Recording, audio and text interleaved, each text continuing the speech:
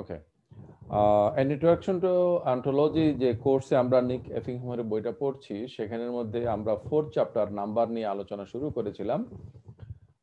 সেই আলোচনা শুরু করার পরে আমাদের স্টুডেন্ট আফরিন আমাকে জিজ্ঞেস করেছিল যে নাম্বার নিয়ে আমরা আসলে কেন পড়বো। হ্যাঁ, তো সেই সুবাদে যদি আমাদের এই কোর্সের ব্যাপারে যদি আমরা নতুন করে একটু আলোচনা করি, কারণ আমাদের পূর্বই আমাকে ক্লাস শুরুর আগে বললো যে এটা নিয়ে একটু আলোচনা করলে বোধহয় ভালো হবে। তাহলে মানে মেটাফিজিক্সের বিষয়টা কি? মেটাফিজিক্সের বিষয়টা হচ্ছে যে হোয়াট ইজ রিয়েল,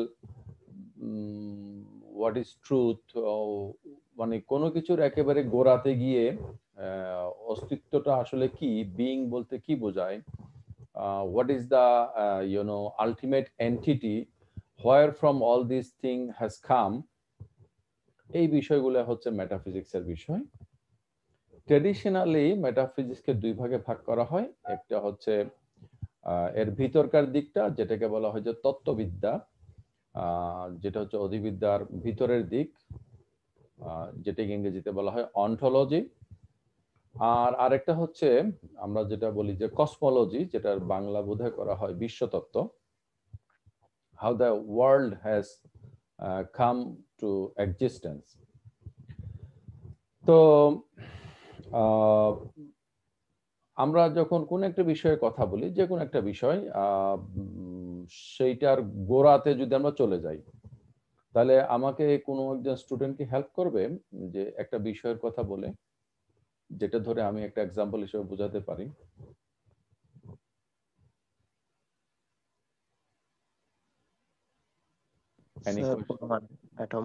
জি ইমন, কি বলছিলে?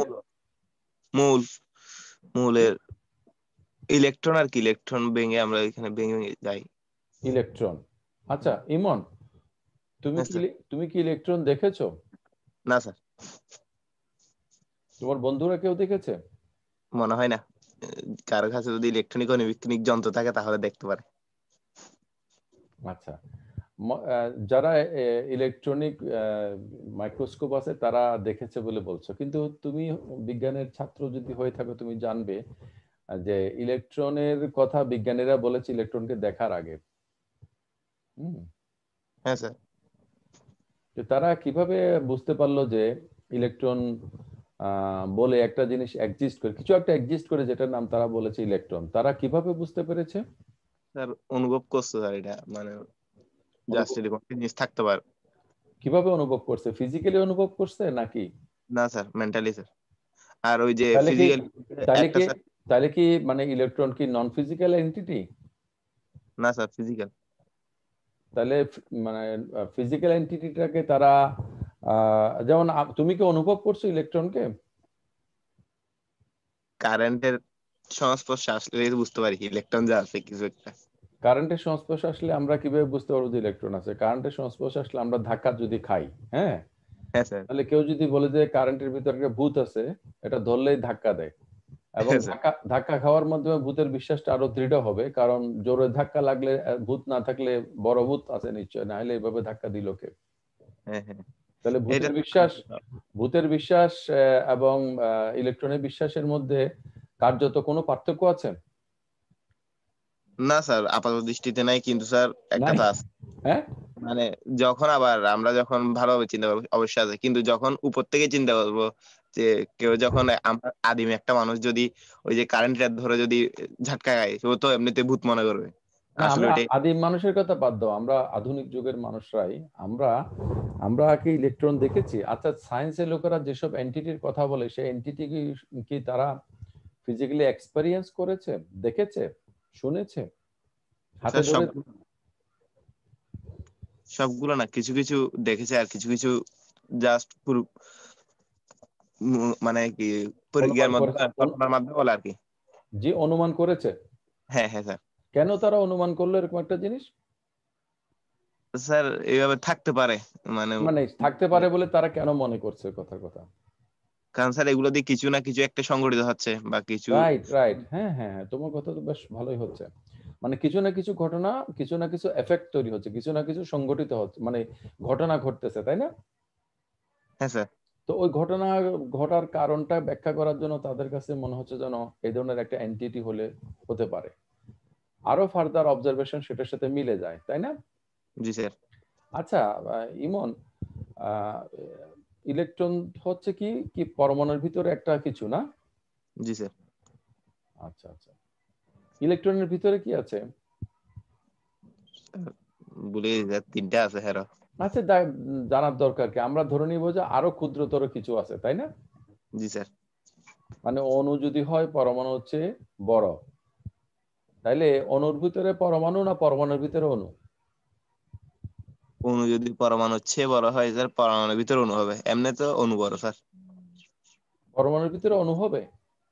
অণুর ভিতর পরমাণু হবে, মানে অণুকে ভাঙা আচ্ছা পরমাণু। আচ্ছা আচ্ছা। তাইলে অণুর ভিতরে পরমাণু, পরমাণুর ভিতরে ইলেকট্রন প্রোটন নিউট্রন এগুলো না, স্থায়ী হ্যাঁ স্যার। কণিকা, পার্টিকেল গুলো।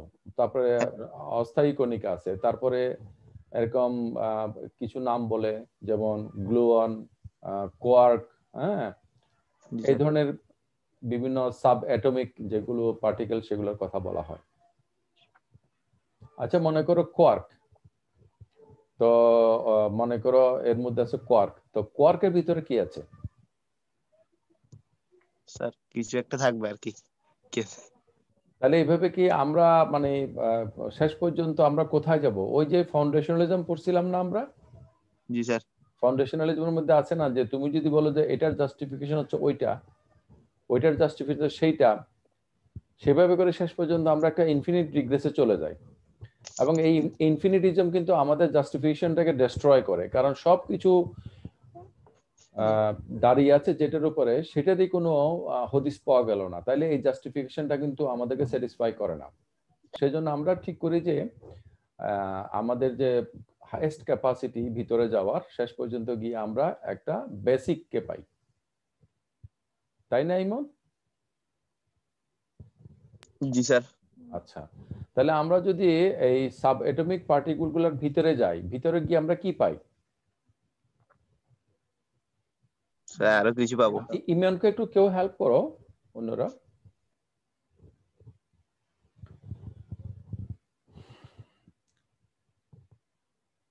হুম,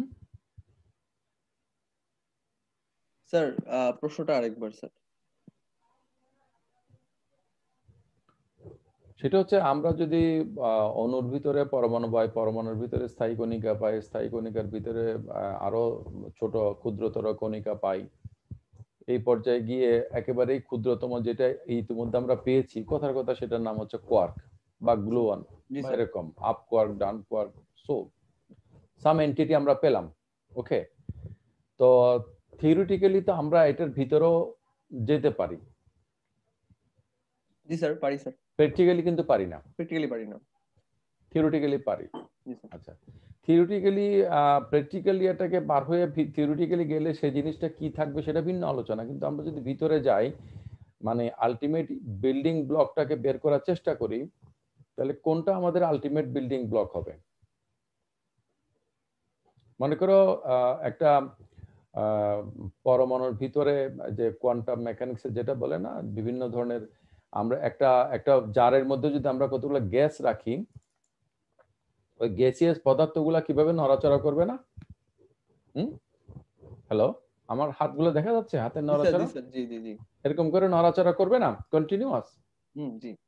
তারপরে বলা হচ্ছে ভার্চুয়াল পার্টিকেল, যে একটা বস্তুগত ফর্মে আসছে, আবার এটা অ্যানিহিলেটেড হয়ে সেটা একটা এনার্জি হয়ে গেছে, আবার এনার্জি থেকে পার্টিকেল পপ আপ করতেছে, মানে নেগেটিভ চার্জ পজিটিভ চার্জের মধ্যে এরকম একটা খেলা নানা হচ্ছে আর ধরনের কি। কার্যক্রম সেখানের মধ্যে ঘটছে, তাই না? এই কার্যক্রমগুলোকে যদি আমরা ফিজিক্যালি ব্যাখ্যা করতে যাই, এক পর্যায়ে আমাদের ফিজিক্যাল প্রসেসটা অ্যাডজাস্ট করে, সেটা আর কাজ করে না। জি স্যার। তখন আমরা এই যে তোমরা যদি এবার যে নোবেল পুরস্কার পেল বিখ্যাত বিজ্ঞানী, কি নাম? Robert Penrose. Sir Robert Penrose. Penrose বলবেন ওনার বক্তৃতাতে যদি শোনো, যে এক পর্যায়ে গিয়ে আমরা ভিতরে পাই কতগুলো ম্যাথমেটিক্যাল এন্টিটি। জি স্যার।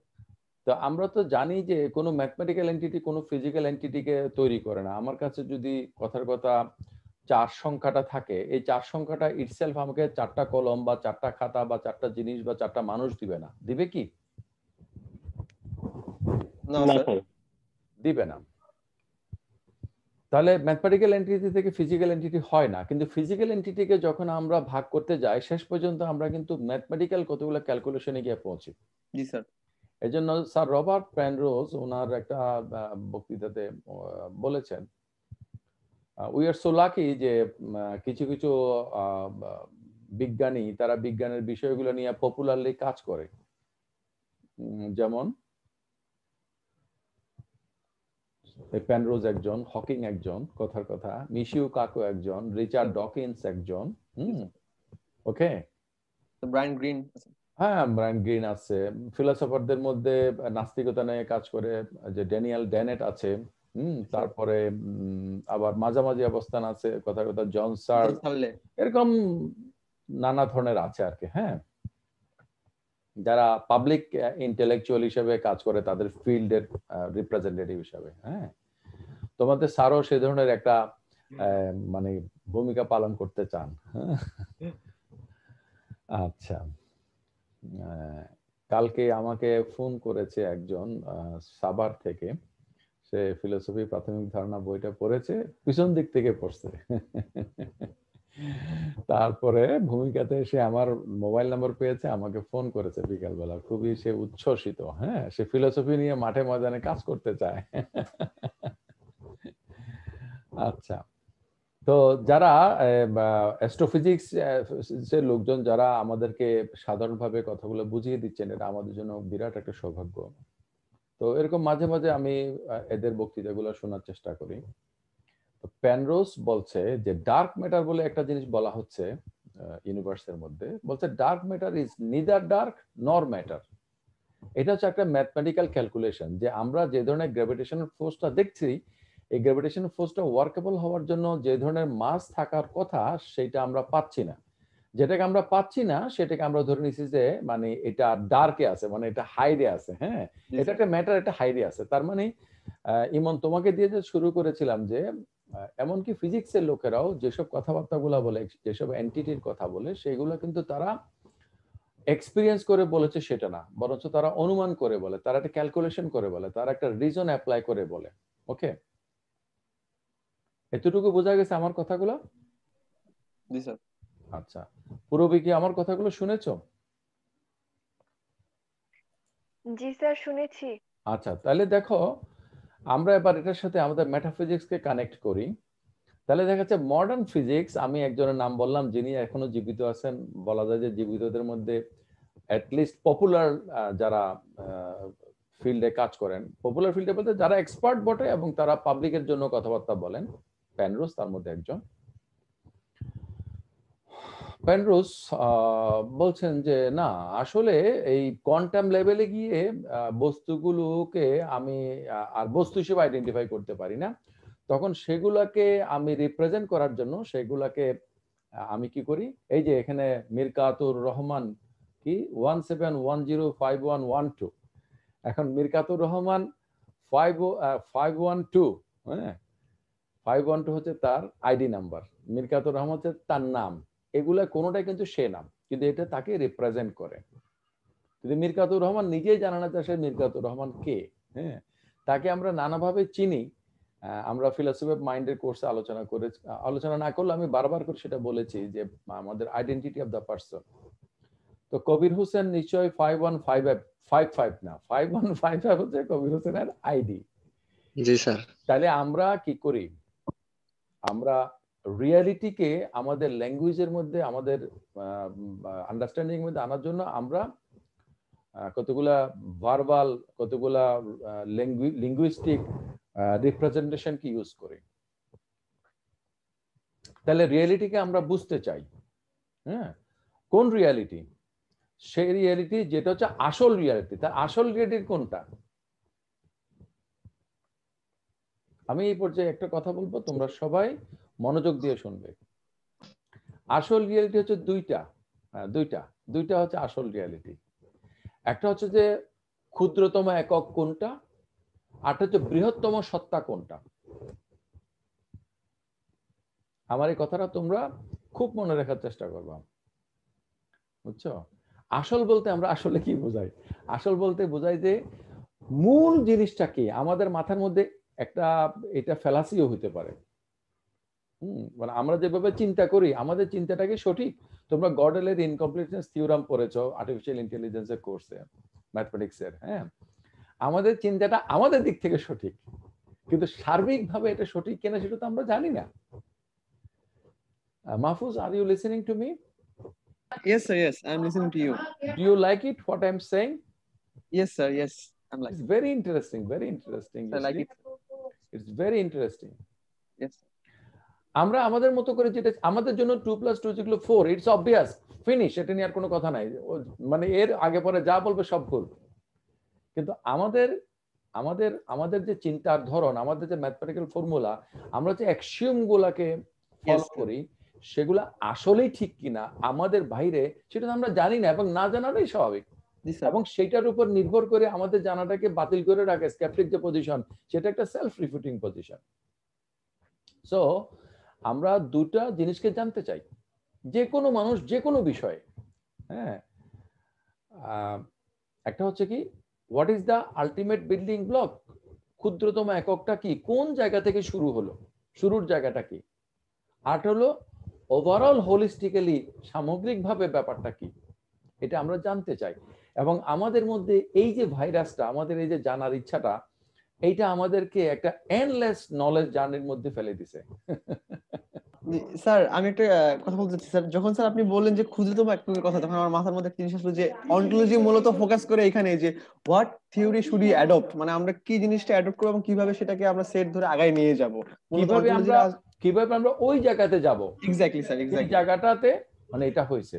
এখন দেখো আমরা মানুষেরা আমাদের যে শারীরিক বিবর্তনের ক্ষেত্রে, আমি ইদানিং কিছু মানে হিউম্যান বায়োলজি নিয়ে পড়াশোনা করতেছি, আমার মানে মাথা মোজা খারাপ হয়ে যায় মাঝে মাঝে, কি বলবো, মানে এক্সপ্লোর করার মতো অবস্থা। আশেপাশে যে আমার রিসার্চ সেন্টারে যারা আছে বা আমার ফ্যামিলি যারা আছে, তাদেরকে ধরে ধরে বোঝানোর চেষ্টা করে, এই দেখো ব্যাপারটা কিন্তু এরকম। হ্যাঁ, খুবই ইন্টারেস্টিং। স্ট্যানফোর্ড ইউনিভার্সিটির সপোলস্কি, প্রফেসর রবার্ট সপোলস্কি নামে একজন প্রফেসরের এরকম কিছু লেকচার ইউটিউবে পাওয়া যায়। দেখো তাদের ক্লাসগুলো তারা কিন্তু সুন্দর করে রেকর্ড করে, এবং কিছু কিছু ক্লাস তারা কিন্তু মানে পাবলিকের জন্য দিয়ে দেয়, যে আমাদের ইউনিভার্সিটিতে পড়ো, দেখো এখানে কিন্তু এরকম রিসোর্স পার্সনরা আছে। আচ্ছা, তো এগুলো পড়াশোনা করি। তুমি পড়াশোনা করে দেখো যে আমরা যে কুকড ফুড খাই, আমরা যে মানে রান্না করে খাবার খাই, এটার কারণে আমাদের ব্রেইনের ডেভেলপমেন্ট হয়েছে এবং আমাদের ব্রেইন অনেক ফাংশন করতে পারে, যার কারণে আমরা এই পজিশনে আসছি। তাহলে দেখো যে মানুষের যে ফিজিক্যাল ক্যাপাসিটি আছে, আমি 2 হাত দিয়ে ধরতে পারি, আমি আমার চোখের দৃষ্টি, হাতের শক্তি, আমার ফিজিক্যাল পাওয়ার, এই সবগুলো হচ্ছে লিমিটেড। কিন্তু আমরা নানা ধরনের টুল মানে যন্ত্র, আমরা কৌশল আবিষ্কার করেছি, আমরা নানা ধরনের টেকনোলজি আবিষ্কার করেছি, আমরা নানা ধরনের ডুইং সায়েন্স, আমরা নানাভাবে ডুইং ফিলসফি, আমরা নানাভাবে রিলেটেড টু হিস্ট্রি, আমাদের নানা ধরনের কায়দা কানুন করে, মাইক্রোস্কোপ, টেলিস্কোপ, নানা কিছু ব্যবহার করে, অন্টোলজিক্যাল টুল ব্যবহার করে, হ্যাঁ, লজিক্যাল লজিকের যে সূত্রগুলো ব্যবহার করে, লস অফ থট এগুলো ব্যবহার করে, ম্যাথমেটিক্যাল রুল ব্যবহার করে, নানাভাবে আমরা মানুষেরা আমাদের শক্তিকে অনেক পরিমাণে বাড়িয়ে নিয়েছি।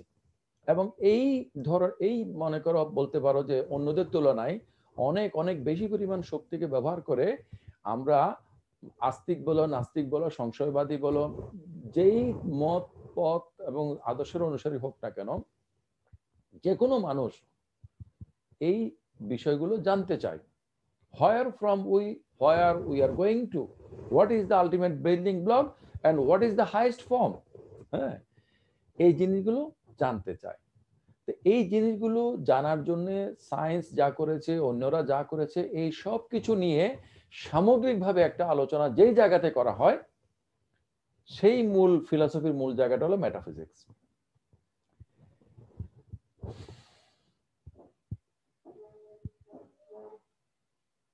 আমার কথাগুলোকে শোনা গেছে? জি স্যার, জি শোনা গেছে। I'm asking Purvi Bhattacharya.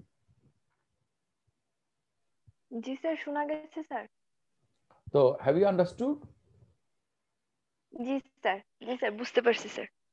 ওকে, তাহলে এখন দেখো নাম্বার নিয়ে যে আমরা আলোচনা করছি সেটার সাথে আমরা খানিকটা রিলেট করে আমাদের ক্লাস শুরু করি। ইনফ্যাক্ট গত ক্লাসটাও আমরা আসলে ক্লাস নিতে পারিনি, মানে রিভিউ করতে চলে গেছে। এনিওয়ে, আমি মনে করি ইটস বেটার যে না বুঝে অ্যাটেন্ড করার চেয়ে বরঞ্চ আমরা লেট আস গো স্লো। সেটি হচ্ছে এখন তুমি নাম্বার সম্বন্ধে নানা ধরনের থিওরি হতে পারে, যে নাম্বারগুলো হচ্ছে একটা, যে প্লেটো যেটা বলেছে যে ওয়ার্ল্ড অফ আইডিয়ার একটা ব্যাপার, অ্যাবস্ট্রাকশনের ব্যাপার। রজার প্যানরোজও কিন্তু একজন প্ল্যাটোনিস্ট। ওকে, তাহলে দেখো যে জগতের সেরা বিজ্ঞানী সে কিন্তু এমন একজনকে ফলো করে যার মূল পরিচয় হচ্ছে সে যে ফিলসফার। অনেকেই বলে যে হ্যাঁ তারা ফার্স্ট সায়েন্টিস্ট, আসলে প্লেটো কোনো সায়েন্স করেছে এটা জানা যায় না। অ্যারিস্টটল যেসব কথাবার্তাগুলো বলেছে, এভাবে করে ফিলসফাররা যা কিছু বলেছে সায়েন্সের লোকেরা সেগুলোকে ফলো করেছে আনটিল হকিং এর মতে 18th সেঞ্চুরি। হকিং এর ব্রিফ হিস্ট্রি অফ টাইম বইটা তুমি যদি পড়ো, এর ভূমিকাতে তিনি বলেছেন যে অষ্টবিংশ শতাব্দী পর্যন্ত 1800 শতাব্দী পর্যন্ত ফিলোসফাররা লিড দিছে, এরপরে ফিলোসফাররা পিছায় গেছে। মানে আনফরচুনেটলি হকিং কিন্তু ফিলোসফির বিরুদ্ধে ওনার জ্ঞান ডিজাইন বইয়ের মধ্যে লিখেছে, এবং মানে ওনার জন্য খুবই আমাদের জন্য, মানে ওনার জন্য আমাদের খুবই কি বলা যায় সমবেদনা, যে he was doing philosophy of science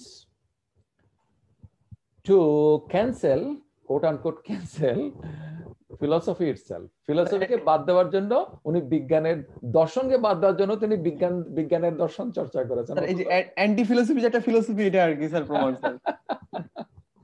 তো যাই হোক, তো উনি এই কথাটা বললাম যে মানে উনি এক অর্থে বলা যায় যে অ্যান্টি বা অ্যান্টাই ফিলসফি ছিলেন, ফিলসফি বিরোধী ছিলেন। জি স্যার। এবং যারা, আমি একটা টার্ম কয়েন করেছি বিজ্ঞানবাদী, বিজ্ঞানবাদ, সায়েন্সিজম, সায়েন্সিস্ট। হ্যাঁ, এই জন্য সায়েন্টিজম যে শব্দটা বলে সেটা আমার দৃষ্টিতে ভুল, কারণ সায়েন্টিজম যারা করে তাদেরকে সায়েন্টিস্ট বলা যাবে না, কারণ all the scientist don't do scientism. Okay, এই জন্য আমি একটা শব্দ কয়েন করেছি, এটা আমার আবিষ্কার বলতে পারো, যে সায়েন্সিজম। হ্যাঁ, যারা বিজ্ঞানবাদী, ভাববাদ, বস্তুবাদ, এগুলোর মতো যারা মনে করে science can answer all the questions of human enterprise, তারা হচ্ছে যে বিজ্ঞানবাদী। এই উনি একজন বিজ্ঞানবাদী ছিলেন। প্রেফারেবলি সব নাস্তিকবাদীর লোকেরাই কিন্তু বিজ্ঞানবাদী হয়ে থাকে। তো সেজন্য উনি বিজ্ঞানবাদী লোকেরা কিন্তু মোটা দাগে কিন্তু ফিলসফির বিরোধী। হ্যাঁ, কারণ তারা সরাসরি ধর্মের সাথে মানে একটা সংঘাতে যায়, এবং ধর্মের লোকেরা বিজ্ঞানের সাথে একটা সংঘাতে যায়। কিছুদিন আগে আমি একটা আলোচনা করেছিলাম আমাদের সেন্টারের উদ্যোগে একটা সেমিনারে, ধর্ম এবং বিজ্ঞানের সংঘাত নিয়ে। সেখানে আমি বলেছিলাম যে এখানে একটা ফিলসফি মাঝখানে একটা রোল প্লে করে। ফিলসফি হচ্ছে যে মানে বিজ্ঞানের পরবর্তী এবং ধর্মের আগের একটা ডোমেইন বা রিলিজিয়ন। যাই হোক, বিজ্ঞান, দর্শন, ধর্ম, এই সম্পর্কগুলো তোমরা ফার্স্ট ইয়ারে পড়ার কথা, কিন্তু আনফরচুনেটলি আমরা ফাইনাল ইয়ারে এসেও দেখি যে আমাদের কাছে অনেক সময় বিষয়গুলো ক্লিয়ার না। সেজন্য আমি আফরিনের সাথে আলোচনার মধ্যে বলেছিলাম যে অ্যাকচুয়ালি মানে ফার্স্ট ইয়ারে আমাদের যেহেতু স্কুল কলেজ লেভেলে কোনো ফিলসফি নাই, সেজন্য ফার্স্ট ইয়ার পুরোটাই একটা জমজমাট থাকা উচিত যে understanding the domain of philosophy, একটাই topic, the problems of philosophy, the Greek philosophy maximum, আর বাকি কোনো কিছু না। কিন্তু কোনো না কোনো ভাবে সেটা হয়ে ওঠে না। তারপরেও আমরা একজন রেগুলারলি ক্লাস নিয়ে ভালো বোঝাতে পারেন একজন শিক্ষককে আমরা ফার্স্ট ইয়ারে প্রবলেমস অফ ফিলসফি পড়া আমরা দিয়েছি, এবং অন্যান্য টিচারদেরকে আমরা সেভাবে দেওয়ার চেষ্টা করি যারা স্টুডেন্টদের সাথে ভালো করে ইন্টারঅ্যাক্ট করতে পারবে। এনিওয়ে স্যার, এখানে জি ফিলোসফি কি সেটা বুঝতেই লাগে পুরো 4 বছর, সেখানে আপনারা ফার্স্ট ইয়ারে রাখছেন প্রবলেমস অফ ফিলোসফি, মানে প্রথমেই সমস্যা দিয়ে শুরু আমাদের। ব্যাপারটা হচ্ছে নাসরিন, জি স্যার, প্রবলেম বোঝার মাধ্যমে তুমি ডোমেইনটা বুঝবা, এবং কোনো প্রবলেম বা ইনস্ট্যান্স, কোনো ইস্যু যদি তোমার সামনে না আসে তুমি কেমনে বুঝবা? কথার কথা কলম, কলম বলে বা অনেক কথা যদি বলা হয়, সেই কথাগুলো যতটা না ক্লিয়ার হবে, তুমি যখন একটা কলম দেখাই দিবা এবং কিছু লেখা দেখাই দিবা, এবং কলমটা দিয়ে যে এখানে লেখা যায় সেটা দেখাই দিবা, তখন কিন্তু সহজেই কিন্তু কলম জিনিসটা বুঝে ফেলা যায়। হ্যাঁ, এটাকে বলা হয় যে অস্টেন্সিভ ডেফিনেশন, মানে উদাহরণের মাধ্যমে কোনো কিছু বোঝানোর চেষ্টা করা। ওকে, তো যাই হোক, আমি যেটা বলতে চাচ্ছিলাম সেটা হচ্ছে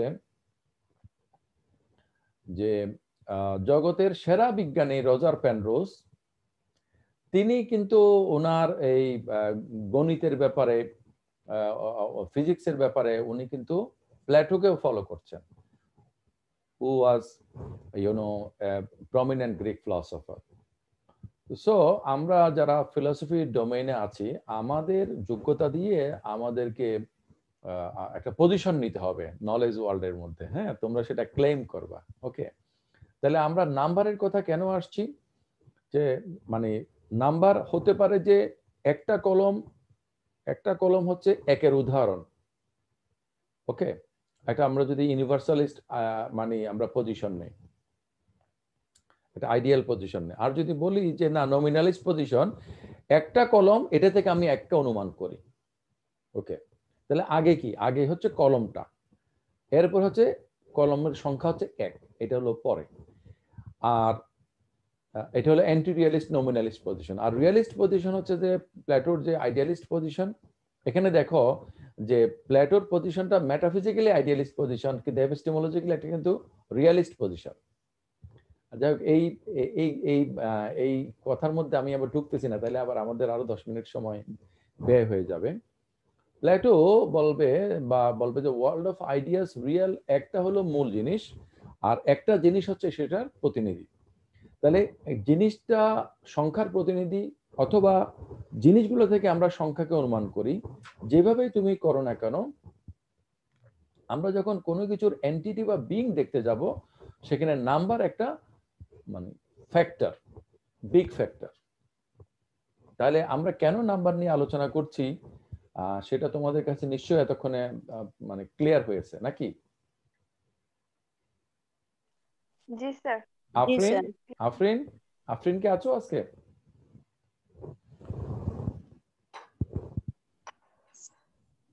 আফরিন, আসসালামু আলাইকুম স্যার। ওয়ালাইকুম সালাম। হ্যাঁ, তুমি কি আমাদের কথাগুলো শুনতে পেয়েছো এতক্ষণ?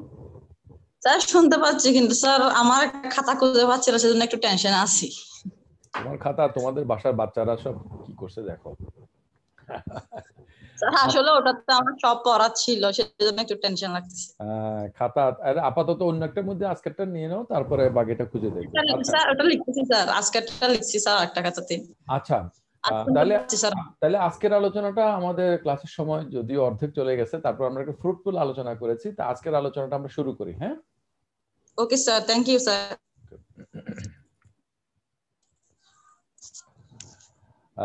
আজকে আমরা আলোচনা করব identification of numbers with sets. There could be an empty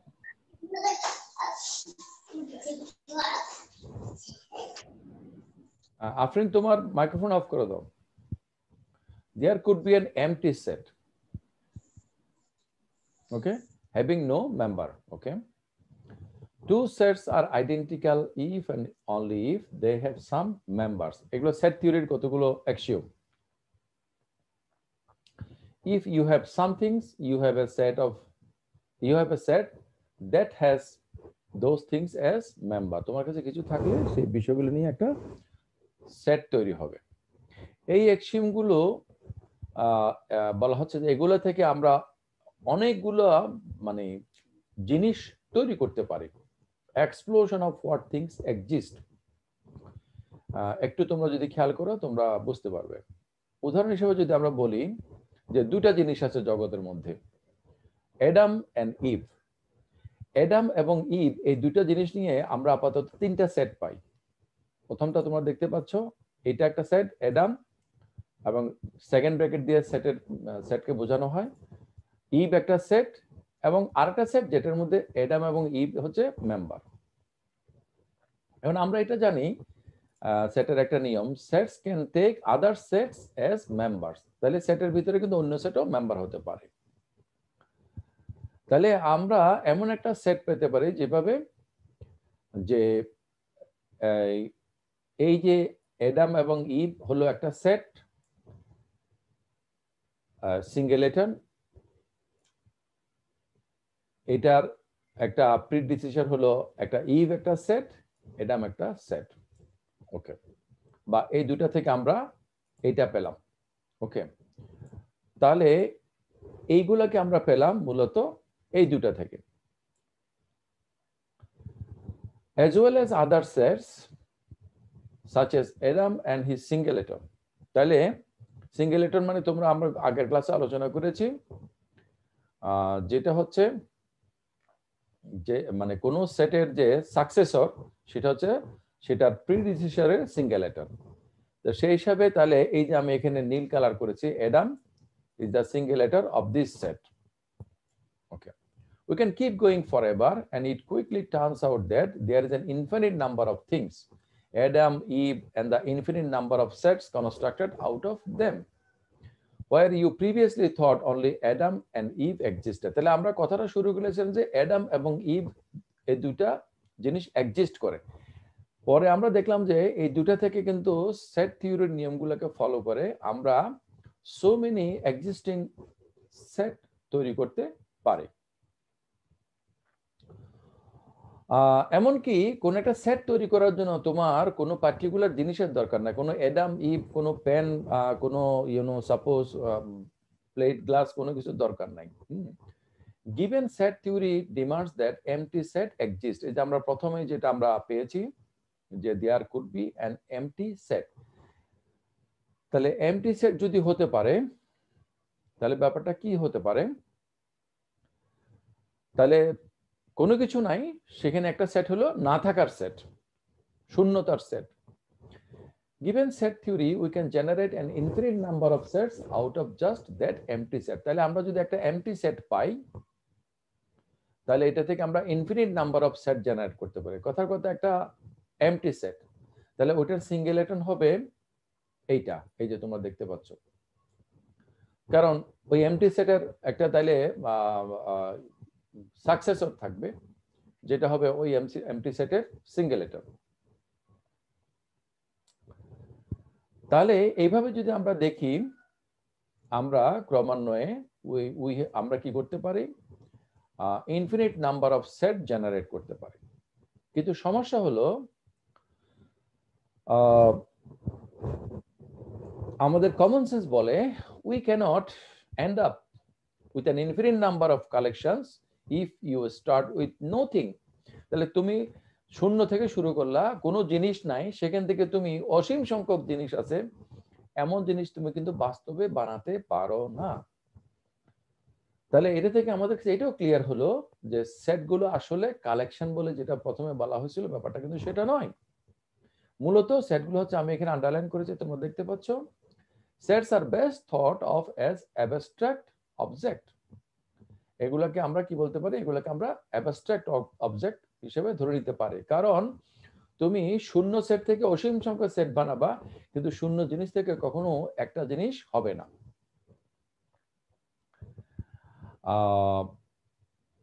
তাহলে যারা এই যে সেট থিওরি থেকে যে রিডাকশনের কথা বলেছে তার মধ্যে আমরা একটা রিডাকশন নিয়ে এখন আলোচনা করব, সেটাকে আমরা বলতে চাই, এখানে মধ্যে তোমরা দেখতে পাচ্ছ হাইলাইট করা আছে জারমিলু রিডাকশন। তাহলে আমরা যদি একটা এমটি সেট নেই এবং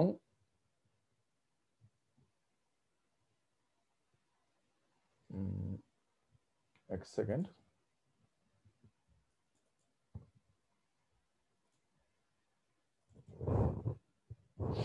আমরা যদি একটা এমটি সেট বিবেচনার জন্য নেই তাহলে ওই এমটি সেটের মধ্যে জিনিসের সংখ্যা কত, শূন্য। এই যে তোমরা দেখতে পাচ্ছ শূন্য। তাহলে আমরা যে সিঙ্গেলেটনের যে নিয়ম, জারমিলু রিডাকশনের যে সিঙ্গেলেটনের যে নিয়ম, the successor of any number is just its predecessor's singleton. তাহলে 1 is the singleton of 0, 2 is the singleton of 1 and so on. তাহলে এইটাকে যদি আমরা এভাবে দেখি, দেখো যে এটা হলো নাল সেট, জিরো মেম্বার। হ্যাঁ, তাহলে জিরো মেম্বার যদি এক্সিস্ট করে এটার সিঙ্গেলেটনটাও এক্সিস্ট করবে, এটা যদি এক্সিস্ট করে এটার সিঙ্গেলেটন হিসেবে এটা এক্সিস্ট করবে, এটা যদি এক্সিস্ট করে এটা সিঙ্গেলেটন হিসেবে এটা এক্সিস্ট করবে, এটা এক্সিস্ট করলে এটা সিঙ্গেলেটন হিসেবে এটা এক্সিস্ট করবে এন্ড সো অন। তাহলে সব ন্যাচারাল নাম্বারগুলোকে যদি আমরা সেট হিসেবে আইডেন্টিফাই করি,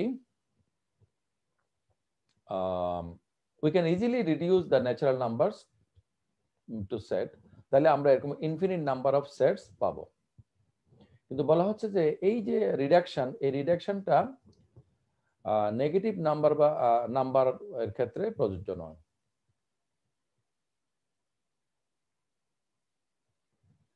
নেগেটিভ নাম্বার এবং রিয়েল নাম্বারের সাথে প্রযোজ্য নয়। ওকে, ইন দ্য মিন টাইম তোমাদের নাম্বার সিস্টেমটা নিয়ে একটু মানে কত ধরনের নাম্বার আছে কি, এগুলো নিশ্চয়ই অনার্স লেভেলে এসে এখানে আমার আলোচনা করাটা যুক্তিসঙ্গত হবে না, কিন্তু যেহেতু আমরা ম্যাথমেটিক্স ডিসিপ্লিনের লোক নই, আমরা নাম্বার নিয়ে কথা বলছি, সেটা তোমাদের কাছে ক্লিয়ার থাকা উচিত। আমি ক্লাসের পরে তোমাদেরকে একটা চার্ট আমি দিয়ে দিব, সেটার মধ্যে থেকে তোমরা জেনে নিবে। তাহলে সেটকে নাম্বারগুলোকে সেটে আইডেন্টিফাই করছে, এবং আমরা এর আগে আলোচনা করেছিলাম যে set serves as the surrogate of number. সেটা হচ্ছে only for you see the natural number. এই যে 1 2 3 4 5 6 এগুলো হচ্ছে যে ন্যাচারাল নাম্বার। তাহলে এই যে আমরা যে জার্মিলো রিডাকশনটা যেটা দেখলাম, এটার কি কি সুবিধা আছে এখানে বলা হচ্ছে যে এটার একটা সুবিধা হলো no longer do we need two different kind of entities। তাহলে একটা হলো যে এই একটা কলম, আর হলো কলমের একটা আইডিয়া। তাহলে এই যে মানে একটা আইডিয়াল, একটা হলো যে ফেনোমেনোলজিক্যাল বা কি বলা যায় যে পার্টিকুলার বা রিয়েল, এই যে ডুয়ালিটি অফ এন্টিটি সেটা থাকে না। তাহলে সেট থিওরি অনুসারে আসল জিনিসটা হচ্ছে সেট। এরপরে আমরা একটা বলা হচ্ছে এখানে আইডিওলজিক্যাল পার্সিমনি, মানে আমরা একটা যে ওকামস রেজরের মতো একটা সহজ সরল ভাবে বিষয়গুলোকে আমরা মানে সবগুলো এন্টিটিকে যদি আমরা একটা মূল এন্টিটির সাথে আইডেন্টিফাই করতে পারি, তাহলে ওটাকে অ্যানালাইসিস করে আমরা হয়তো রিয়েল ট্রুথটা পেতে পারবো। এই ধরনের একটা মানে ইজি অ্যাপ্রোচ এখানে আছে বলে আপাতত মনে হয়। এটা 3 নম্বর সুবিধাটা হতে পারে যে এটার মধ্যে আমরা মোর এক্সপ্লেনেটরি পাওয়ার পেতে পারি। The axioms of arithmetic which would otherwise be brute truth can be explained now in terms of set theory and its axioms. The arithmetic axioms then are no longer brute, only the set theoretical axioms are brute.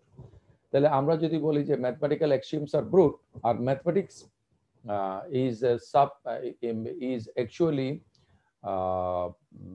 can be explained in set theory, তাহলে set theory is the main thing। তাহলে mathematical axiom গুলো brute থাকে না, বরঞ্চ brute fact বা axiomatic যে ব্যাপারটা সেটা চলে আসে সেট থিওরির ক্ষেত্রে। তাহলে এরপরে আমরা আলোচনা করব রিডিউসিং প্রপার্টিজ টু সেটস। তাহলে স্যার আপনি যে বইটা দিয়ে পড়াচ্ছেন ওটা কি পিডিএফ দিয়েছেন? জি দিয়েছি এবং আমি এখন তোমাদেরকে স্ক্রিনে যে ইয়েটা দেখাচ্ছি, লেখাগুলো দেখাচ্ছি, সেটা ওই বই থেকে নিয়ে আমি আমার মতো করে সাজিয়ে নিয়েছি যাতে করে তোমাদের এবং আমার বুঝতে সুবিধা হয়। এটাও তোমরা পেয়ে যাবে। তাহলে নাম্বারকে সেট থিওরির মধ্যে নিয়ে আসা, এটার পাশাপাশি আমরা ভাবতে পারি যে যে কোনো কিছুকেই আমরা সেট থিওরির মধ্যে যদি নিয়ে আসি এবং সেট থিওরি দিয়ে আমরা যদি কোনো কিছু রিয়েলিটি ব্যাখ্যা করি, তাহলে সেটা আমাদের জন্য একটা কাইন্ড অফ ontological method হতে পারে to know the reality of the world from this point of view, এই দৃষ্টিতে। তাহলে এতক্ষণ আমরা আলোচনা করলাম যে নাম্বারগুলোকে সেটে রূপান্তর করা। এখন আমরা আলোচনা করব প্রপার্টিজ, এনি প্রপার্টিজ, যে কোনো বস্তু সেটার কিছু প্রপার্টি থাকে, দ্যাট মিন্স কিছু ইন্ট্রিনজিক ক্যারেক্টারিস্টিক্স থাকে, সেগুলোকে আমরা কিভাবে সেটের মধ্যে নিয়ে আসব। It is not just set আর অন্টোলজি, এই দুটোর মধ্যে সম্পর্কটা কি? মানে অন্টোলজি হচ্ছে কোনো কিছুর আসল জিনিসটা জানার চেষ্টার যে পদ্ধতি, সেটা হচ্ছে অন্টোলজি। এখন তুমি কিভাবে জানবে, সেই জানার একটা টুল বা একটা উপায় হতে পারে যে সেট থিওরিটিক ইন্টারপ্রিটেশন, সেটের মাধ্যমে ইন্টারপ্রিট করা। তাহলে নাসরিন হচ্ছে যে the real physical girl Nasrin is a set, okay, তাহলে নাসরিন এই সেটটা কিন্তু আরো অনেকগুলো বৃহত্তর সেটের অংশ। নাসরিন হচ্ছে যে মেয়ে নামক একটা ক্যাটাগরি বা সেটের অংশ। নাসরিন হচ্ছে স্টুডেন্ট নামক একটা বিগার সেট বা ক্যাটাগরির অংশ। নাসরিন এভাবে কিন্তু অনেকগুলা সেটের অংশ। এভাবে আমরা রিয়েলিটিকে একটা মানে সেটের দৃষ্টিতে ব্যাখ্যা করতে পারি। সেই ব্যাখ্যাটা করলে কেমন হয়, এটা সুবিধা কি অসুবিধা কি সেটা আমরা আলোচনা করছি। জি স্যার, থ্যাংক ইউ, এখন বুঝতে পারছি। আচ্ছা, রিডিউসিং প্রপার্টিজ আমরা যে কোনো প্রপার্টিকে কিভাবে সেটে করব। It is not just numbers which get reduced to set all kinds of ontological entities. Okay Nasrin, are you an ontological entity? Yes sir. Everything that exists, whatever it is ontological entity. That means প্রত্যেকটা এন্টিটিকে আমরা ontologically ব্যাখ্যা করতে পারি বা পারা উচিত বা দেখা উচিত বা দেখতে পারি। মানে অন্টোলজির বাইরে জগতের কোনো কিছু নাই। অর্থাৎ জগৎটাকে তুমি ভিতর থেকে তুমি যদি দেখতে চাও তাত্ত্বিকভাবে সেটা হচ্ছে অন্টোলজি, আর জগৎকে তুমি যদি সামগ্রিকভাবে দেখতে যাও সেটা হচ্ছে কসমোলজি, এবং এই দুইটা মিলে হচ্ছে মেটাফিজিক্স। অন্টোলজি এন্ড কসমোলজি দুটাই হচ্ছে মেটাফিজিক্সের অংশ, তাই তো? রাইট, দুটাই মেটাফিজিক্স, অন্টোলজিও মেটাফিজিক্স, কসমোলজিও মেটাফিজিক্স। তবে অন্টোলজি কসমোলজির এই যে ভাগাভাগি এটা কিন্তু খুব শার্প না, মানে এটা সবাই যে মানে সেটা না। তাহলে আমরা এটা যদি না মানি তাহলে আমরা বলবো ইটস অল মেটাফিজিক্স। মেটাফিজিক্স মানে কি? আসলে জানার চেষ্টা করা। সেখানে আমি শুরুর যে আলোচনা করেছি সেখানে দেখিয়েছি যে দুইটা আসলকে আমরা পেতে চাই। একটা আসল হচ্ছে যে আলটিমেটলি ভিতরে মানে ইউনিটটা কি, ক্ষুদ্রতম এককটা কি, যেটা থেকে সবকিছু হয়েছে। ওই যে থেলিস বলছিল পানি থেকে হয়েছে, অ্যানাক্সিমিন্ডার একটা কিছু বলছে, অ্যানাক্সিমিনিস একটা কিছু বলছে। মানুষ সবসময় ভাবিত হয়েছে যে একটা আলটিমেট বিল্ডিং ব্লক আছে। ওকে, এই আলটিমেট বিল্ডিং ব্লককে যদি আমরা বর্তমান যে কোয়ান্টাম মেকানিক্সের যুগে দেখি তাহলে সেটাকে আমরা কিন্তু আর বস্তু বলতে পারি না, সেগুলোকে আমরা মানে বস্তু ভর ভেঙে এনার্জিওকে যদি আমরা আরো ভিতরে দেখতে যাই শেষ পর্যন্ত কতগুলো ম্যাথমেটিক্যাল এন্টিটি পাই। মানে বস্তুগুলো যে আসলে কিসের দ্বারা তৈরি সেটা আমরা মানুষরা কিন্তু জানি না। হ্যাঁ, তা আলটিমেটলি আমরা আমাদের সান্ত্বনার জন্য যেটা বুকে জড়ায়নি সেটা হচ্ছে যে ওই ম্যাথমেটিক্যাল এন্টিটি গুলো, ম্যাথমেটিক্স। হ্যাঁ, জি স্যার, তার মানে আমরা মেটাফিজিক্স থেকে ভেঙে চুরে আসি যে কি অন্টোলজিতে। হ্যাঁ, মেটাফিজিক্সটা একটা অন্টোলজি, মানে মেটাফিজিক্স আর অন্টোলজি যে ভাগটা করি এই ভাগটা সবসময় যে মানতে হবে এমন কোনো কথা নাই। মানে অন্টোলজিটাও মেটাফিজিক্স, কসমোলজিটাও মেটাফিজিক্স। তুমি সরাসরি মেটাফিজিক্সে বলতে পারো যে এটার মেটাফিজিক্স কি, মানে এটার তত্ত্বটা কি। অন্টোলজি মানে তত্ত্ব, অন্টোলজি এবং মেটাফিজিক্স দুইটা একই জিনিস। মানে ধরো মোহাম্মদ মোজাম্মেল হক আর এমএইচ এরকম আর কি। জি স্যার, আচ্ছা, থ্যাংক ইউ। তো এখন আলটিমেটলি যদি আমরা দেখতে যাই যে ভিতরের জিনিসটা কি, তখন আমরা কিন্তু ভিতরের জিনিসের ফিজিক্যাল যে এন্টিটি সেটা একসময় আমরা হারিয়ে ফেলি, আমরা আর ফলো করতে পারি না, কারণ আমাদের কগনিটিভ ক্যাপাসিটির লিমিটেশন আছে। কিন্তু তখন আমরা করি কি, আমাদের ধরতে না পারা বিষয়গুলোকে আমরা ম্যাথমেটিক্যালি সিম্বলাইজ করি। ওকে, তো সেজন্য ম্যাথমেটিক্স মানে এই দৃষ্টিতে আলটিমেট একটা এন্টিটি। ম্যাথমেটিক্স এর মধ্যে তাহলে নাম্বার হচ্ছে যে ম্যাথমেটিক্স এর একটা মানে কোর দিক, তাই তো? সেই নাম্বার গুলাকে সেট হিসেবে দেখা, এটা হচ্ছে একটা দৃষ্টিভঙ্গি যেটা এখন আমরা আলোচনা করছি। ওকে, তাহলে এই যে কোনো প্রপার্টিকে, ফিজিক্যাল প্রপার্টিকে আলটিমেটলি কিন্তু আমরা কিন্তু নাম্বারে নিয়ে আসতে পারি এবং নাম্বারকে আলটিমেটলি আমরা সেট হিসেবে ব্যাখ্যা করতে পারি।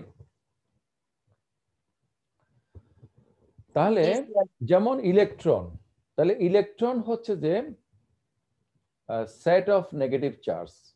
Every women would be an instance of women. তাহলে একজন নারী হচ্ছে যে, নারী যে ক্যাটাগরি, নারী যে সেট, সেটার একটা উদাহরণ।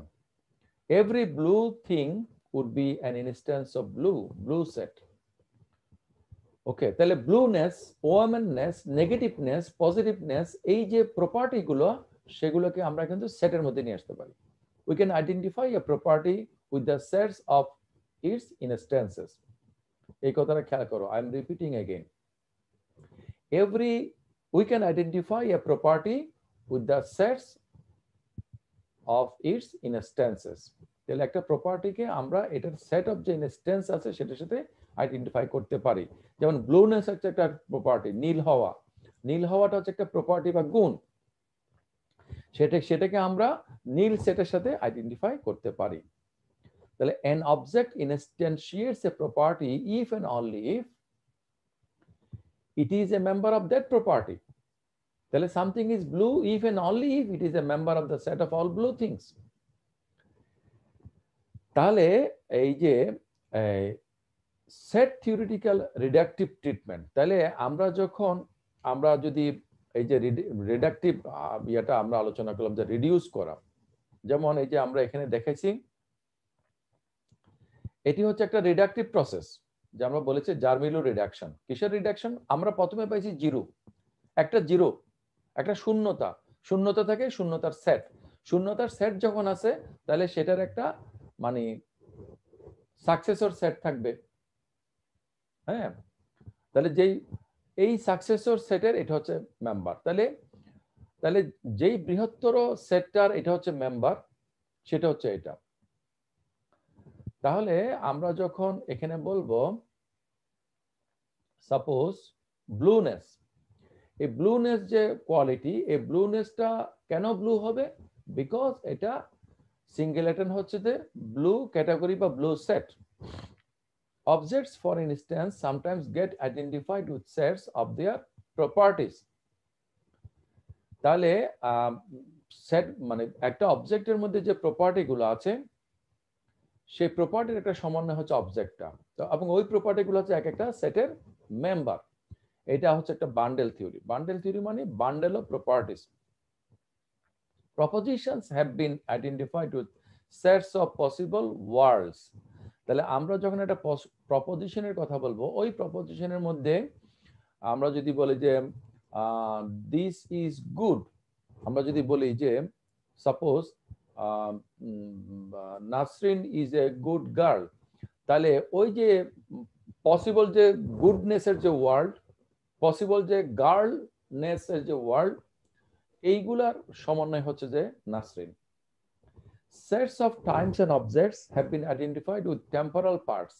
তাহলে টেম্পোরাল যে পার্টগুলো আছে, টেম্পোরাল মানে কি টাইমের সাথে রিলেটেড, টেম্পোরাল মানে অস্থায়ী না, এই টেম্পোরাল মানে হচ্ছে যে টাইম রিলেটেড।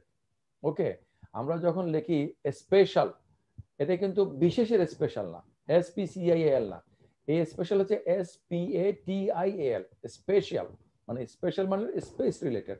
তাহলে টেম্পোরাল মানে টাইম রিলেটেড। তাহলে টেম্পোরাল যে জিনিসগুলো সেগুলো হচ্ছে যে সেটস অফ টাইম।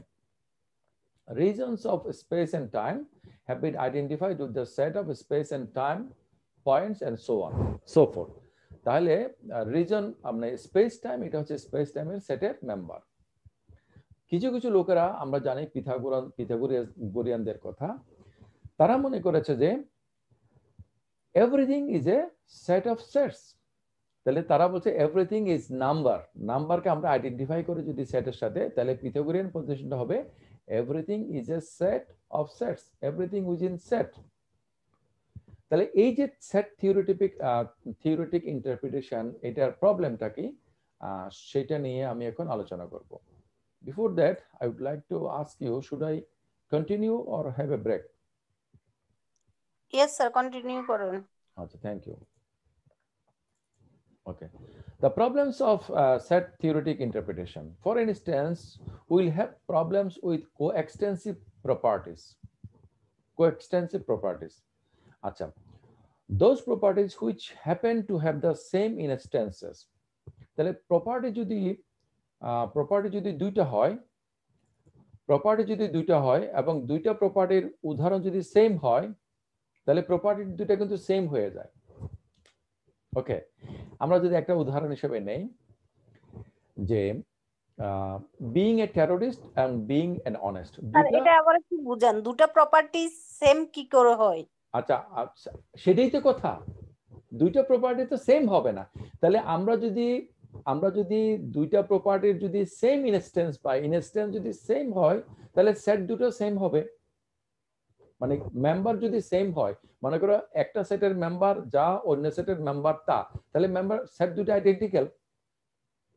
ওকে, তাহলে একটা ইনস্ট্যান্স, একটা সেটের মধ্যে মেম্বার হচ্ছে পি, আরেকটা সেটের মেম্বার হচ্ছে পি, তাহলে দুটো একই সেট। তাহলে পি দিয়ে তুমি যদি সেট 1 কে এবং সেট 2 কে বোঝাও, তাহলে সেট দুটো আইডেন্টিক্যাল হবে, অথচ সেট 1 হচ্ছে যে একটা জিনিস, সেট 2 হচ্ছে আলাদা জিনিস। এটা হচ্ছে সেট থিওরির একটা প্রবলেম। এটা আমরা এখানে বলেছি যে দেখতে পাচ্ছ তোমরা, কোএক্সটেন্সিভ প্রবলেমস উইথ কোএক্সটেন্সিভ প্রপার্টিজ। আমরা একটা উদাহরণ দিয়ে যদি বুঝি, আমাদের কাছে মনে করো দুইটা জিনিস আছে, একটা হলো বিং এ টেররিস্ট, এটা একটা প্রপার্টি, তাহলে এটা একটা set. Being N honest person, এটা একটা প্রপার্টি, এটা একটা সেট। আচ্ছা, আমরা দেখাবো যে এক পর্যায়ে সেট থিওরি অনুসারে অনেস্টি এবং টেরোরিজম কিন্তু আইডেন্টিক্যাল হয়ে যায়। বিং এন অনেস্ট জি স্যার। এবং বিং এ টেররিস্ট দুটো সেম হয়ে যাবে। কিভাবে? এবং তাই যদি হয় তাহলে আমাদের বুঝতে হবে যে সেট থিওরির এই যে ইন্টারপ্রিটেশন, যেটা ম্যাথমেটিশিয়ানরা তাদের কিছু ম্যাথমেটিক্যাল ক্যালকুলেশন মিলানোর জন্য করে থাকে, এটা আসলে ইমপ্র্যাকটিক্যাল, কমন সেন্স বিরোধী, এন্ড হ্যান্সফোর্থ আনঅ্যাকসেপ্টেবল। তাহলে এটা দিয়ে আমাদের রিয়েলিটি ব্যাখ্যা করা হবে না। তাই রিয়েলিটি ব্যাখ্যা করার জন্য আমরা অন্য অ্যাপ্রোচে যাব। বিফোর দ্যাট আমরা লেট আস এক্সপ্লোর ইট। তাহলে মনে করো অনেক টেররিস্ট আছে যারা ডিসঅনেস্ট, আবার অনেক টেররিস্ট আছে বা হতে পারে যারা হচ্ছে যে as well as honest.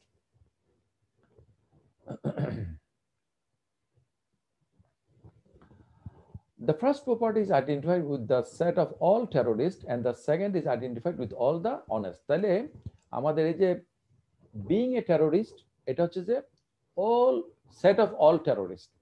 Being an honest is a set of all honest person. তাহলে আমরা দুইটা সেট পেলাম। এখন চিন্তা করো, কোনো না কোনো ভাবে সব অনেস্ট লোকেরা হলো টেররিস্ট এবং সকল টেররিস্ট হলো অনেস্ট। এরকম তো ঘটনা ঘটতে পারে না? কোন এক জায়গাতে দেখা গেল যে সকল অনেস্ট লোকেরা হচ্ছে যে টেররিস্ট এবং সকল টেররিস্ট হচ্ছে অনেস্ট। জি স্যার। এটা কখনো মনে করো হতে পারে। মনে করো ওই যে জেমস বন্ডের কথা এখানে বলা হয়েছে। হ্যাঁ স্যার, অলরেডি স্যার হইছে স্যার, সেকেন্ড ওয়ার্ল্ড ওয়ারে স্যার দ্য আইকম্যান স্যার, যে হলোকস্টের যে আর কি প্রতিনিধি ছিল। সেটা। আচ্ছা, তারপরে মনে করো যে কথার কথা যে টেররিস্টরা টেক আপ করলো এবং যারা হচ্ছে অনেস্ট এবং যেসব ডিসঅনেস্ট টেররিস্ট আছে তাদেরকে সবাইকে একেবারে নিশ্চিহ্ন করে দিল। তাহলে আমরা কি পেলাম? এমন একটা ওয়ার্ল্ড পেলাম যেখানে every terrorist is honest and every honest person is a terrorist. Now the members of two sets, being a terrorist and being an honest person, would be exactly the same. And if the memberships are the same, then given the axioms of set theory, আমি এখান থেকে পড়ছি, highlight করে দিই, the sets are identical. আচ্ছা, so being a terrorist and being an honest person would be the same property, but that's wrong. Okay, তাহলে being an honest person is a virtue, being a terrorist is not a virtue. মানে সৎ মানুষ হওয়া এটা হচ্ছে একটা সদ্গুণ, আর terrorist হওয়া এটা হচ্ছে একটা বৈশিষ্ট্য, এটা কিন্তু সদ্গুণ নয়, বরং এটা বদগুণ, খারাপ গুণ। হ্যাঁ, they could never be one and the same thing. So whilst some people want to reduce properties to sets, troubles lie ahead. যারা প্রপার্টি গুলাকে সেটের মধ্যে রিডিউস করতে চায়, আমরা দেখতে পাচ্ছি যে সেখানে কিছু প্রবলেম আছে। বানেসেরাফস প্রবলেম বলতে এখানে যে কথাটা আছে, এই কথাটা আমরা এতক্ষণ যেটা আলোচনা করলাম সেটার সাথে ক্লোজলি রিলেটেড। ক্লাসের সময় যেহেতু বেশিক্ষণ নাই, আমি এটা আলোচনা করে ফেলবো নাকি পরবর্তী ক্লাসের জন্য রেখে দিব? এটা পরবর্তী ক্লাসের জন্য। আচ্ছা আচ্ছা আচ্ছা, কারণ স্যার আমার কিছু প্রশ্ন আছে স্যার। আচ্ছা ঠিক আছে ঠিক আছে, let us start the questions. আমার প্রথম প্রশ্নটা হচ্ছে যে আমি তোমার প্রশ্নে যাওয়ার আগে আমি এটার মূল কথাটা বলে ফেলি, যাতে তোমাদের পরবর্তী মানে ক্লাস তো পরশু দিনেই, এটার ইন্টারেস্টটা যাতে থাকে। সেটা হচ্ছে বানেসেরাফ তিনি একটা প্রবলেম দেখিয়েছেন যে দুইটা মানে মানে এই যে আমরা যে এখানে একটা রিডাকশনের দেখিয়েছি, তোমরা দেখতে পাচ্ছ আমার স্ক্রিনটা? জি স্যার, দেখতে পাচ্ছি। আচ্ছা, এখানে আমরা একটা রিডাকশন দেখিয়েছি না, এটাকে আমরা বলছি জার্মেনো রিডাকশন। আচ্ছা, এই জার্মেনো রিডাকশনের মতো আরেকটা রিডাকশন হতে পারে, এটাকে আমরা বলবো ওনার নাম অনুসারে ভন নিউম্যান রিডাকশন। ওকে, ভন নিউম্যান রিডাকশনটা এই যে এটা এটা নিয়ে আমরা আলোচনা করব যে আমরা এই যে নাল সেট থেকে কিভাবে আমরা সিঙ্গেলেটন হিসাব না করে, উনি বলছেন যে মানে উনি একটা দিয়েছেন যে দ্য সাকসেসর, এখানে আন্ডারলাইনটা দেখ, the successor of a number is a set of all its predecessor. তাহলে আমি যেটা বললাম যে নাসরিন ইজ এ গার্ল, তাহলে নাসরিন এর যে গার্লহুড এটা হচ্ছে একটা instance or a subset of A bigger set, যে গার্লহুড, হ্যাঁ, সেই গার্লহুডের মধ্যে কিন্তু আমাদের সব মেয়েরা আছে। তাহলে তাহলে একটা সেট হচ্ছে যে তার আমরা ওই যে জালমেরু রিডাকশনে যেটাকে সিঙ্গেলেটন বলা হয়েছে, ওই সিঙ্গেলেটনটা হচ্ছে যে actually the wider set which contains the smaller set. তাহলে 2 is the initiator, generator, container of 1। ওকে, তাহলে আমরা যদি ওটাকে সিঙ্গেলেটন হিসেবে ব্যাখ্যা না করে যদি সেট সাবসেট হিসেবে ব্যাখ্যা করি, তাহলে ভন নিউম্যান দেখেছেন যে আমরা এই ধরনের একটা রিডাকশন পেতে পারি। তাহলে জারমেলু রিডাকশন এবং ভন নিউম্যান রিডাকশন, এই দুটো রিডাকশনের কোনটাকে আমরা প্রেফার করব? এখন আরবিট্রারিলি যে কোনো একটাকে প্রেফার করে আমরা যদি সঠিক পথে যাই, অথচ পথ দুটো যদি ভিন্ন হয়, দুইটা পথ যদি ভিন্ন হয়, দুইটা পথের গন্তব্য যদি সমান হয়, তাহলে তো আমাদের বুঝতে হবে যে আমরা যেভাবে যাচাই বাছাই করছি, এই যাচাই বাছাই করার মধ্যে কিন্তু একটা ভুল হচ্ছে। মানে দুইটা ডিফারেন্ট প্রসেসে you cannot get the same thing, এবং ডিফারেন্ট প্রসেসে তোমরা যদি সেম থিং কোনো কিছু পেয়ে থাকো, আমরা এর আগে আলোচনা করেছি, ওই জিনিসগুলো কিন্তু দৃশ্যতে একই হলে কিন্তু আসলে কিন্তু এক না। ওকে, আমি বলছি পি মিনিং ফ্যান,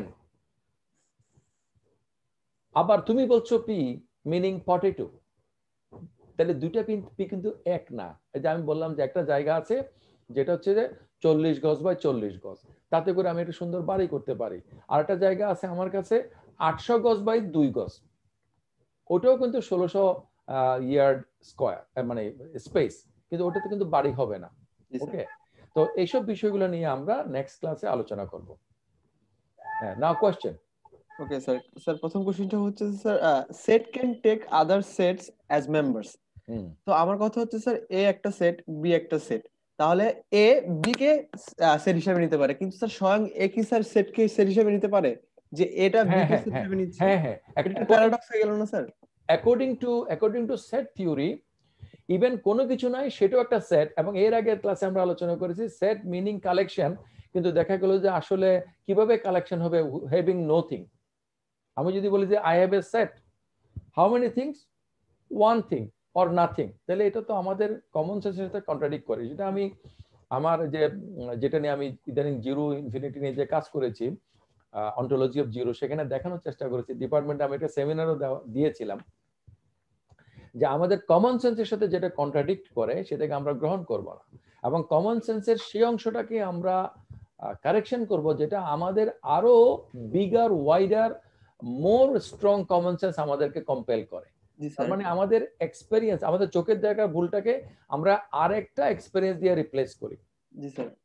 ওকে, তো সেইভাবে মানে ম্যাথমেটিক্যালি তুমি একটা জগৎ তৈরি করতে পারো, কিন্তু সেই জগৎটা রিয়েল হবে না। But we are concern with the physical world as well as the mathematical world. Philosophical দৃষ্টিতে যদি আমরা দেখি, অন্টোলজিক্যাল দৃষ্টিতে দেখি আর কি। সেজন্য ফিজিক্যাল জিনিসটাকে, যেমন আমাদের পেনরোজের কথা আবার আসছে, যে পেনরোজ বলছে যে আলটিমেটলি তুমি কিছু নাম্বার পাও। আসলে আলটিমেটলি তুমি আর কিছু পারো না। আলটিমেটলি আমরা সেই লেভেলে যেতে পারি না যে লেভেলে গেলে হয়তো আমরা সবকিছু জানতে পারতাম। তার মানে হচ্ছে আলটিমেটলি আমরা কিন্তু পার্টিকুলার। আলটিমেটলি আমরা পার্টিকুলার হয়ে আমরা যখন অ্যাবসলিউটকে গ্রাস্প করতে চাই, তখন আমাদের চিন্তার যে ধরন, আমাদের যে ম্যাথমেটিক্যাল রুল, হ্যাঁ, আমাদের যে অন্টোলজিক্যাল মেথড, সেগুলোকে আমরা কাজে লাগাই, মানে আমাদের যুক্তি বুদ্ধিকে আমরা কাজে লাগাই। সেজন্য আমরা যে সমগ্রটাকে পাই, ইউনিভার্সালটাকে পাই, this is our universal. The real universal out there কিভাবে আছে, হু নোস এন্ড হাউ কাম। আচ্ছা স্যার, আরেকটা বিষয় হচ্ছে স্যার, এ সেটের কালেকশন হচ্ছে 1 2 3 এবং বি সেটের কালেকশন হচ্ছে 4 5 6। দেন আমি এ এবং বি কে যদি ইন্টারসেকশন করি, তাহলে আমি একটা নাল সেট পাবো বা এমটি সেট পাবো। তো এই নাল সেট থেকে স্যার আমি স্যার অনেকগুলো স্যার সেট তৈরি করতে পারবো না, যেটা কিনা যে জেরলেমো আমরা রিডাকশনে দেখছি হ্যাঁ স্যার। হ্যাঁ হ্যাঁ হ্যাঁ হ্যাঁ তৈরি করতে পারি। হ্যাঁ, তো এই ক্ষেত্রে স্যার সাকসেসর এবং প্রিডিসেসর যেমন 1 0 1 2 3 স্যার, এই ক্ষেত্রে স্যার ক্যাটাগরিটা কি হবে? কারণ একটা সেটকে আমি ধরে নিচ্ছি যে হ্যাঁ নাল সেটটা এখানে হচ্ছে প্রিডিসেসর এবং নাল সেটের পরবর্তী যে সেটগুলো আসবে সেটা হচ্ছে কি সাকসেসর। তো এই ক্ষেত্রে স্যার মানে প্রত্যেকটা সেটের ক্ষেত্রে যে সাকসেসর এবং প্রিডিসেসরের যে ভাগটা আছে, সিঙ্গেলেটনের যে কথাটা বলেছেন আপনি, তো এখানে স্যার মানে প্রত্যেকটা সেট যে আমরা ভাগ করছি মানে একটা ক্যাটাগরি থেকে আরেকটা ক্যাটাগরি যাচ্ছি, তো প্রত্যেকবার যখন আমি আরেকটা ক্যাটাগরি নিয়ে আসবো প্রত্যেকটা সিঙ্গেলেটনকে এক করে আমি আরো একটা সেট তৈরি করতে পারবো, তাই তো স্যার? তাহলে দেখো যে এই যে মানে সেট থিওরি ইভেন যে ফর্মুলাটাকে ইউজ করছে সেটাও কিন্তু একটা অন্টোলজিক্যাল ফর্মুলা। হ্যাঁ অবশ্যই স্যার, অন্টোলজিক্যাল ফর্মুলা। কারণ মানে কোনো কিছু হওয়ার জন্য সেটার একটা মানে বিগার অথবা স্মলার সাপোর্টার কন্টেইনার অথবা জেনারেটর লাগে। এই যে বেসিক অ্যাসাম্পশনটা যেটার উপর সেট থিওরি বেস করে আছে, সেটা ভুল শুদ্ধ যাই হোক না কেন, এটা কিন্তু একটা অন্টোলজিক্যাল থট। এবং এই অন্টোলজিক্যাল থট গুলা প্র্যাকটিক্যালের সাথে মিলাইয়া আমরা যে ইনকনসিস্টেন্সি পাই বা পাবো বা পেতে পারি, যদি পাই সেটাকেও আমরা সমাধান করব আমাদের অন্টোলজিকে কাজে লাগাই। অ্যাগেইন অন্টোলজি হচ্ছে কি মানে বেসিক থিওরি, ওকে, মানে theory of theory. Yes sir, yes. Okay, so আমার মনে হয় আজকে আমরা শেষ করতে পারি।